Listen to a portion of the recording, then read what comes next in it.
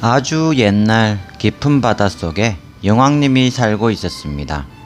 그런데 이 용왕님은 큰 병이 들었습니다. 온갖 약을 다 써보았지만 소용이 없었습니다. 어느 날 용왕님이 신하들에게 말했습니다. 내 병을 고칠 수 있는 용한 의원이나 신통한 약을 구해오는 자에게는 큰 상을 내릴 것이다. 그러자 잉어대감이 얼른 나섰습니다. 제가 사람 사는 세상에 용한 의원 3사람을 알고 있사옵니다. 그렇다면 어서 가서 그 의원들을 불러오도록 하라.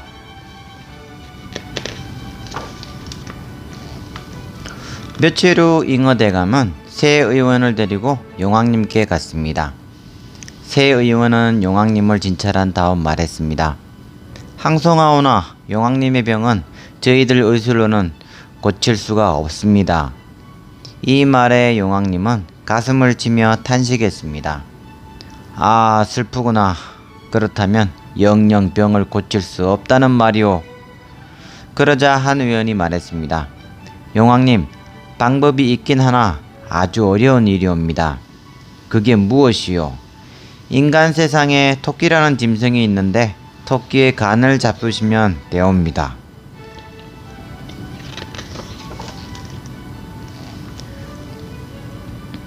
용궁에서는 급히 의전회의가 열렸습니다. 용왕님, 제가 육지에 가서 토끼의 간을 구해오겠습니다.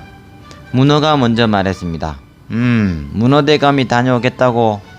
그러자 이번에는 자라가 앞으로 나섰습니다. 문어대감, 그 일은 저에게 맡겨주시오. 저는 물속에서 헤엄칠 수도 있고 육지에서 걸어다닐 수도 있지만 문어대감은 물 밖에 나가면 힘을 못 쓰지 않소. 자라가 말했습니다. 결국 자라가 가기로 했습니다. 그러나 막상 육지로 떠나려고 하자 자라는 토끼가 어떻게 생겼는지 알 수가 없었습니다.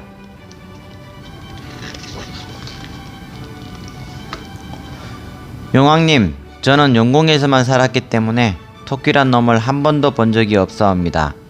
그림 잘 그리는 이에게 부탁해서 토끼 그림을 그려 제게 주시옵소서.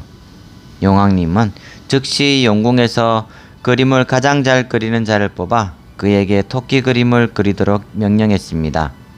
자, 이 그림이 토끼다. 토끼는 귀가 길고 앞다리가 짧다고 하니 어서 가서 잡아오도록 하여라. 예, 용왕님, 꼭 토끼를 잡아오겠습니다. 자라는 토끼의 그림을 품속에 넣고 서둘러 용궁을 떠났습니다.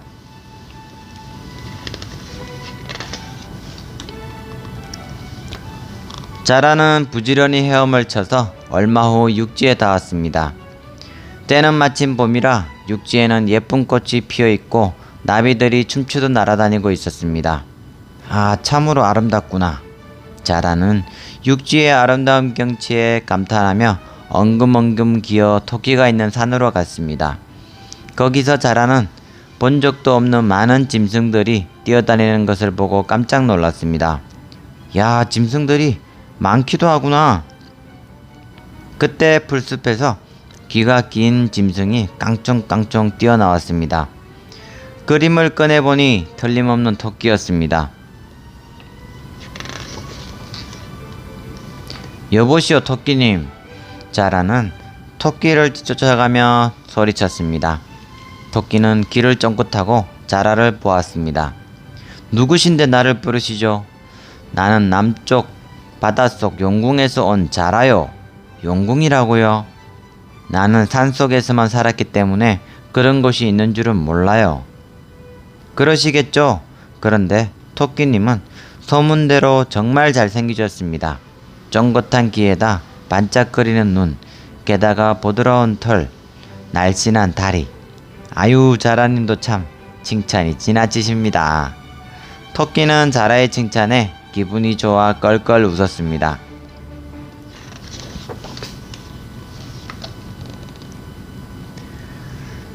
그런데 자라님은 재미있게 생기셨군요. 토끼가 자라를 이리저리 살피며 말했습니다. 아, 나는 깊은 바닷속에 살다 보니 이렇게 둥글럽적해졌습니다. 바닷속 용궁은 대체 어떻게 생겼어요? 토끼를 용궁으로 데려갈 방법을 궁리하던 자라는 속으로 마침 잘 되었구나 싶었습니다. 용궁은 산호와 조개 그리고 진주로 장식되어 아름답기 그지없답니다. 거기다가 맛있는 음식이 산더미처럼 쌓여있고 날마다 즐거운 잔치가 벌어지지요. 거기에 무서운 호랑이나 사냥꾼은 없나요? 그럼요. 자라의 말을 들은 토끼는 부러워하며 비로소 자기의 괴로움을 털어놓았습니다. 이 험한 산중에서는 자칫하다가는 사나운 짐승들의 밥이 되기 일쑤예요. 또 겨울이 되면 눈이 내려 경치가 좋지만 먹을 것이 없어 걱정이 끊이지 않는답니다. 그거 참 안됐군요. 자라는 토끼의 눈치를 살피며 말했습니다.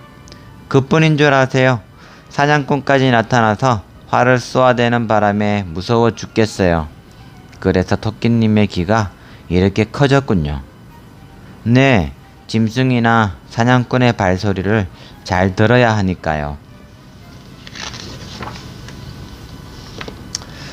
자라는 토끼가 자기 말에 잔뜩 관심을 갖고 있음을 알고 속으로 만세를 불렀습니다. 토끼님은 참으로 가엾은 분이군요. 그토록 마음을 졸이면서 어떻게 이 산속에서 산단 말이요. 자라의 동정어린 말에 토끼는 땅이 꺼져라 한숨을 내쉬었습니다. 용궁은 그렇게 아름답고 평화로운 곳이라고 하니 자라님은 정말 복도 많으십니다. 자라는 한층 다정한 목소리로 토끼의 마음을 흔들었습니다.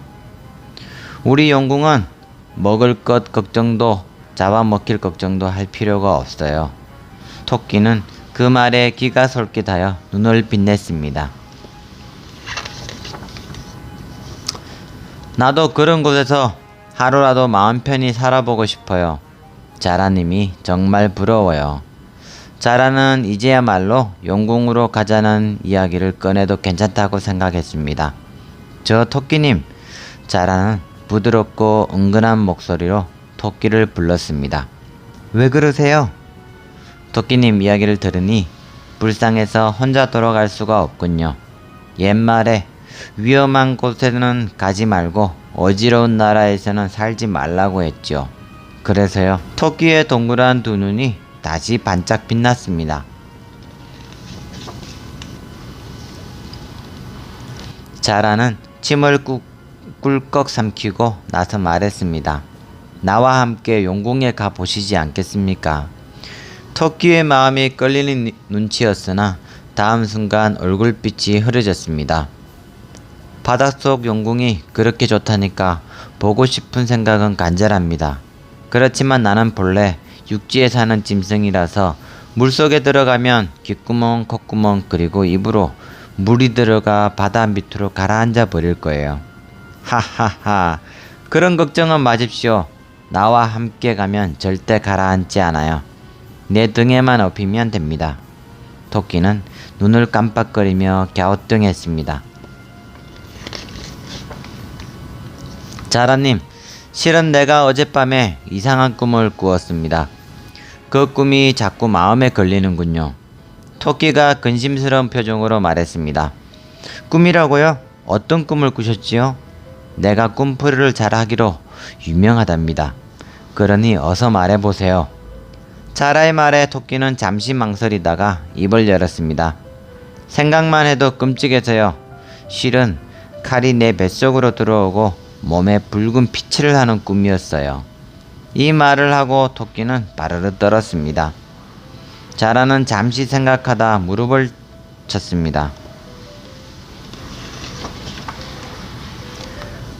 그거 참 좋은 꿈이군요. 칼은 금이니 배에 칼이 들어온 것은 금은보화가 들어온다는 뜻이며 몸에 피칠을 한 것은 다름이 아니라 벼슬 한 사람이 홍포를 입는다는 뜻이지요. 토끼는 자라의 말에 귀를 기울였습니다. 그렇지 않아도 토끼님이 나를 따라 용궁에 가신다면 용왕님께 말씀드려서 큰 벼슬을 내리게 할 생각이었습니다. 큰 벼슬이란 말에 토끼의 두 귀가 쫑긋거렸습니다. 나는 산중에서만 살아 용궁에 대해서 몰라요. 그런데 어떻게 벼슬을 할 수 있겠습니까? 말씀만이라도 고맙습니다.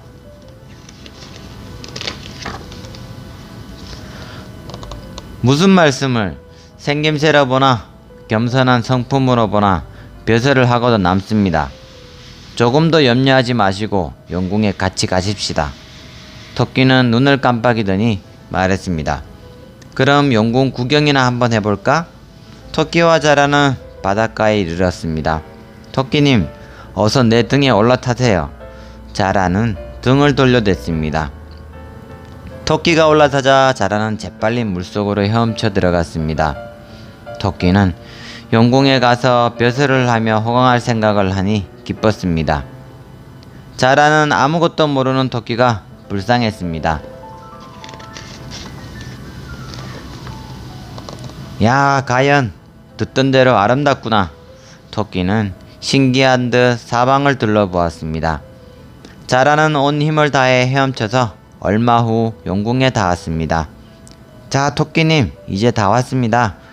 여기가 용궁입니다. 그만 내리시지요. 토끼는 자라의 등에서 내려 용궁을 올려다보았습니다. 정말 용궁은 산호와 진주 같은 것으로 아름답게 장식되어 있었습니다. 토끼는 자라의 말이 사실이었음을 깨닫고 기뻐했습니다. 여기서 잠깐만 기다리세요.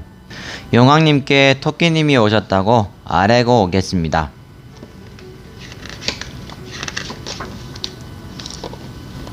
자라는 토끼를 용궁의 별채에 머물게 하고는 용왕에게로 갔습니다. 육지에 가서 토끼를 잡아왔사옵니다. 수고가 많았다. 자라 대감은 충신이야. 용왕은 기뻐하며 자라를 위해 큰 잔치를 베풀었습니다. 그러고 나서 용왕이 말했습니다. 내 병을 고치기 위해 육지까지 가서 토끼를 잡아온 자라 대감에게 영의정 벼슬을 내리노라. 항공하옵니다. 자라는 뭐라고 말할 수 없이 기뻤습니다. 자, 그럼 어서 그 토끼를 데려오도록 하라. 토끼는 별채에서 자라가 데리러 오기만 기다리고 있었습니다. 그런데 갑자기 문이 덜컥 열리더니 나졸들이 우르르 들이닥쳤습니다. 이놈이 바로 토끼로구나. 어서 묶어라. 깜짝 놀란 토끼는 나졸들의 손을 뿌리치며 소리를 질렀습니다. 이게 무슨 짓이냐? 자라님은 어디 계시냐? 어서 이놈을 묶어라. 문어가 나졸들에게 명령했습니다. 나졸들은 다시 달려들어 토끼를 꼭꼭 묶었습니다. 손님에게 이럴 수가 있느냐? 토끼가 큰 소리를 쳤으나 아무 소용이 없었습니다. 얘들아, 이놈을 어서 용왕님께 끌고 가도록 하여라. 문어의 명령에 따라 토끼는 나졸들에게 끌려 용왕님 앞으로 갔습니다. 토끼는 겁에 질려 주위를 둘러보았습니다. 높은 곳엔 용왕님이 앉아있고 양쪽에는 신하들이 줄을 지어 서 있었습니다. 용왕님이 말했습니다. 토끼는 듣거라. 내가 병이 들어 약을 찾던 중 내 간을 먹으면 낫는다 하여 너를 이리로 데려왔느니라. 내가 간을 바치면 큰 비를 세워줄 것이다. 토끼는 비로소 모든 사실을 알고 눈앞이 캄캄했습니다. 정신만 차리면 살아날 길이 있을 거야. 토끼는 잠시 생각하더니 꾀를 내었습니다. 사실 산중에서 사나운 짐승이나 사냥꾼에게 잡혀 죽는 것보다는 영광이지만 제 배를 가른다 해도 지금은 간이 없습니다. 우리 토끼들은 봄이면 간을 빼서 깊이 숨겼다가 겨울이 되면 다시 집어넣는답니다. 용왕님과 용궁의 대신들은 토끼의 말을 믿어야 할지 말아야 할지 어리둥절했습니다. 그런 눈치를 채고 토끼가 차분하게 말을 했습니다. 자라님과 함께 다시 육지로 보내주시면 간을 가지고 와서 용왕님께 바치겠습니다. 육지의 짐승이라서 알 방법이 없으니 토끼의 말을 믿을 수밖에 없구나. 용왕님은 토끼의 말을 고지 듣고 자라에게 다시 한번 육지에 다녀오도록 명령했습니다. 선물까지 받은 토끼는 무사히 용궁을 빠져나와 자라의 등에 올라타고 육지로 향했습니다. 자라와 토끼는 곧 육지에 닿았습니다. 토끼님, 이제 다 왔습니다. 어서 간을 찾아 가지고 오세요. 토끼는 웃음을 터뜨리며 육지로 깡총 뛰어내렸습니다. 휴, 이제야 살았구나. 하마터면 큰일 날 뻔했네. 이 말에 자라는 고개를 갸우뚱하며 어리둥절했습니다. 이 어리석은 자라야, 세상에 간을 빼어놓고 다니는 짐승이 어디 있단 말이냐. 토끼가 비웃으며 말했습니다. 아니 뭐라고? 아이고 이 일을 어쩌나. 내가 토끼에게 속았구나. 자라는 눈앞이 캄캄했습니다. 내가 나를 깨워 죽이려 했으니 복수를 하고 싶지만 용서해 줄 테니 어서 돌아가거라. 토끼는 자라를 남겨둔 채 깔깔거리면서 산 쪽으로 달아나 버렸습니다. 이대로 돌아가 무슨 낯으로 용왕님을 뵙는단 말인가. 차라리 여기서 죽는 게 낫겠다. 자라는 옆에 있는 바위에 머리를 부딪혀서 죽으려고 했습니다.